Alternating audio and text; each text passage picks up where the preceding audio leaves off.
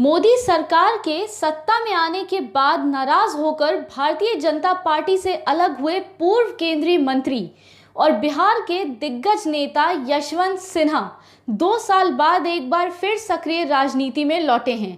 उन्होंने पटना में अप्रत्याशित रूप से तीसरे मोर्चे का ऐलान किया है। इस प्रकार बिहार विधानसभा चुनाव के लिए पूर्व मुख्यमंत्री लालू यादव की पार्टी राजद और मुख्यमंत्री नीतीश कुमार के नेतृत्व वाले भाजपा के गठबंधन के अलावा एक और गठबंधन मैदान में उतर आया है। सिन्हा ने शनिवार को पटना में प्रेस कॉन्फ्रेंस कर कहा कि बिहार की खस्ता स्थिति को देखते हुए उन्होंने ये मोर्चा गठित किया है। प्रेस कॉन्फ्रेंस में उनके साथ बिहार सरकार के पूर्व मंत्री नरेंद्र सिंह, पूर्व सांसद अरुण कुमार और अन्य कई नेता मौजूद थे। इस तीसरे मोर्चे में ज्यादातर ऐसे नेता शामिल हुए हैं जो न तो महागठबंधन का हिस्सा हैं और न ही एनडीए का। अब तक इस तीसरे मोर्चे में पूर्व केंद्रीय मंत्री देवेंद्र यादव, पूर्व बिहार मंत्री नरेंद्र सिंह, रेणु कुशवाहा, पूर्व सांसद अरुण कुमार और नागमणि जैसे नेता शामिल हुए हैं। यशवंत सिन्हा ने मोर्चे की घोषणा के साथ ही ऐलान किया है कि आगामी बिहार विधानसभा चुनाव में ये तीसरा मोर्चा चुनाव लड़ेगा।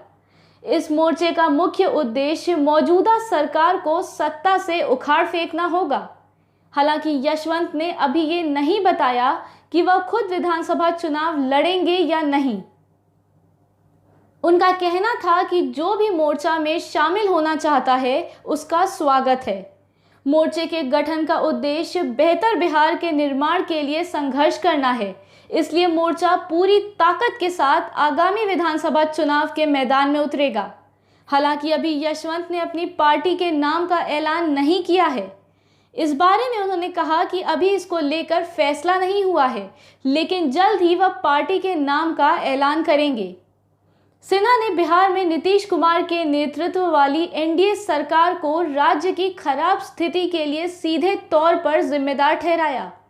उन्होंने बेहतर बिहार बनो और बेहतर बिहार बनाओ का नारा दिया। नीतीश सरकार पर तीखे प्रहार करते हुए उन्होंने कहा कि राजग सरकार ने लगभग 15 सालों तक सत्ता में रहने के बावजूद विकास नहीं किया। राज्य की खराब स्थिति के लिए भी मौजूदा सरकार ही जिम्मेदार है। उनका कहना था कि राज्य सरकार को भंग करना बेहतर बिहार बनाने के लिए पहला कदम होगा।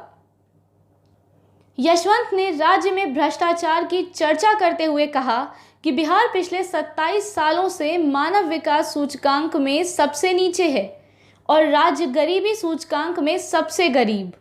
यह इस तथ्य से स्पष्ट है कि राज्य की वार्षिक प्रति व्यक्ति आय 47,541 रुपये है, जो राष्ट्रीय औसत का 1/3 है। उन्होंने बिहार की स्वास्थ्य सेवाओं पर भी चिंता जताई। उनका कहना है कि स्वास्थ्य देखभाल की सुविधाएं उपलब्ध कराने के मामले में भी बिहार सूची में सबसे नीचे है और राज्य के किसान देश में सबसे गरीब हैं।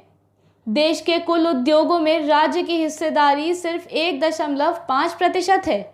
सिन्हा ने आरोप लगाया कि राज्य में कानून व्यवस्था ध्वस्त हो गई है और भ्रष्टाचार चरम पर है, क्योंकि यहाँ वर्तमान में रिश्वत के बिना कुछ नहीं चलता।